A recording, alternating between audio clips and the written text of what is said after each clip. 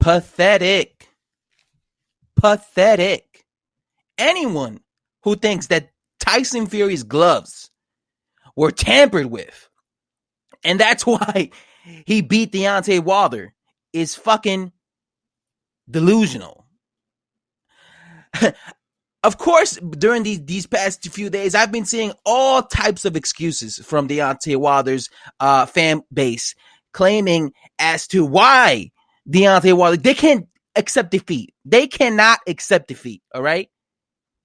You went from the costume being too heavy to Tyson Fury landing illegal rabbit punches to the referee allowing Tyson Fury to get to do dirty tactics against Deontay Wilder, to Deontay Wilder threw the fight. Yeah, he threw the fight.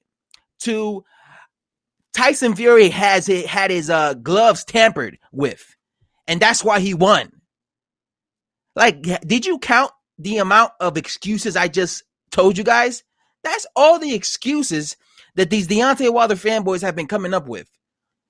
You know, when Anthony Joshua lost, a bunch of these dudes were complaining about the people making up excuses and calling them sore losers and shit, right?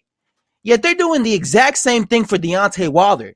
They're going around making up these ridiculous excuses and trying to use that to justify why Deontay Wilder lost. Forget about the fact that Deontay Wilder just was in there against a better fighter.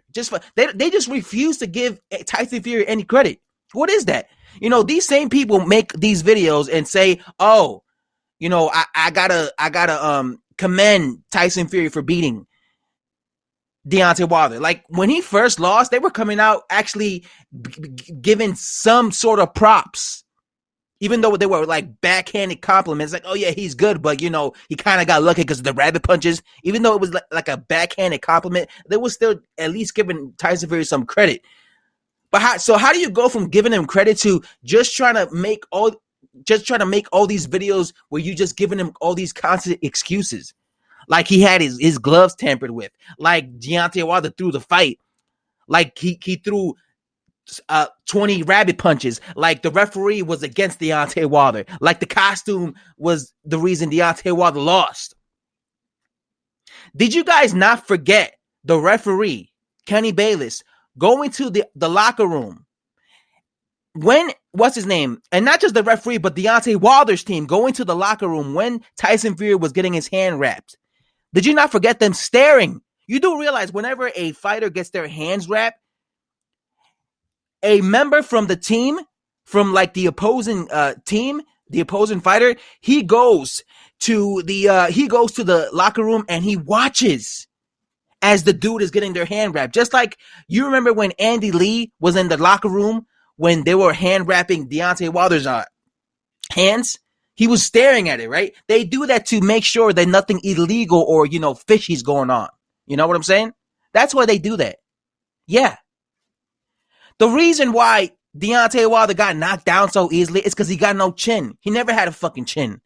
That's why he got knocked down from Harold Schooners years ago. That's why he gets rocked in almost all his fights. He never had a chin. This was the first time he had a 270-pound man actually press the action and be aggressive towards him and throw his punches with the intention to knock somebody out. That's why he got dropped. And you guys have the nerve to say that, oh, it's because he had his gloves tampered with? Are you kidding me? Just to not give Tyson Fury any credit?